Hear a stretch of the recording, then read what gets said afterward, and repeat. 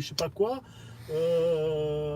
les gens vont te dire, ils travaillent à l'ancienne, comme Ouais. les Américains dans les années 60-70. Ils disent, toi, t'as du talent. Il dit, voudrais-tu travailler pour nous? Ouais, vous faites quoi? Bah, moi, je suis guitariste, toi, t'es chanteur, moi, j'ai un bassiste, on peut monter un groupe qui s'appelle Rammstein. Ouais. Non? Pourquoi pas? Après, on voit si ça marche ou pas. Ouais. Voilà, et donc, il n'y a pas d'envieux. Talent plus talent égale succès. Ici, le problème, c'est que quand tu vois quelqu'un qui a plus de talent que d'autres, la première chose que font les gens, c'est de le niquer, de lui mettre Ouais. des bâtons dans les roues. Ouais, c'est ça. Pour le niquer à mort et lui mettre des bâtons dans les roues. C'est pas s'associer ou récupérer ou des bonnes choses pour transformer, faire un truc à sa façon. Faut détruire, quoi. Voilà, il faut détruire ou l'isoler et le pas informer qu'il y a un concours, il y a un truc, il y a un casting et là tu comprends pas. Il y a quelqu'un qui te pose la question, est-ce que tu connais Copy Comic? Bah oui, il connaît. Ah bah oui, on en a parlé la dernière fois. Ouais, ouais. Camille, ouais. Il connaît Copy Comic, ouais. Voilà, si tu veux savoir, si tu veux savoir qui est Copy Comic, faut voir la dernière vidéo du Voilà. Bowie. Première Entre interview de Bob. la baston et... C'était avant la baston ou après? Non, avant la baston. Avant. Ouais.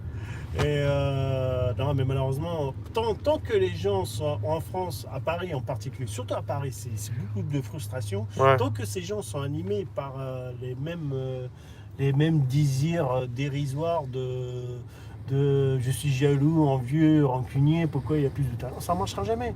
Par exemple, quand j'ai vu par exemple le Takeless, le squat artistique le plus fameux d'Europe à Berlin, comment ça s'est monté? C'est très simple. Quand le mur est tombé, tu avais tous les artistes, ils ont trouvé des squats à gauche et à droite. Et puis il y en a d'autres, ils ont récupéré un MiG-25 soviétique. Ouais. Des bases militaires russes ont été abandonnées avec du vieux matériel. Et puis petit à petit, ils ont construit un squat. D'autres artistes se sont installés, ils ont fait de la peinture, des bijoux, des scènes de théâtre, des scènes expérimentales. Et puis petit à petit, le Takeless est devenu le squat le plus renommé du monde, quoi. Tiens, c'est marrant ça. La dernière fois, je te parlais de ça. Ça, c'est à Berlin. Alors, regardez bien, mesdames et messieurs, parce que ce graffiti extrêmement célèbre à travers l'Europe et même du monde, qui a été dessiné par Blue, n'existe plus. Je t'avais parlé de la dernière fois parce que j'avais visité le jour même, il y avait un squat, des villages montés comme des villages indiens, tu vois, des tipis.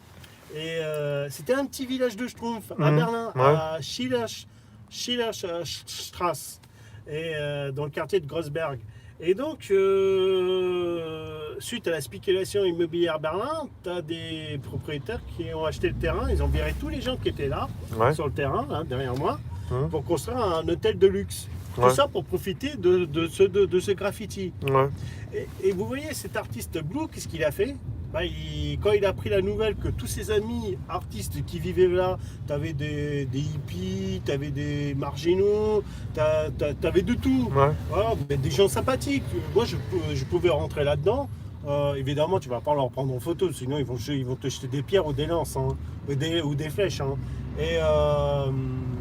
Et donc, Blue, artiste italien quand même, qui est très réputé à Berlin, est venu, il a détruit le graphe.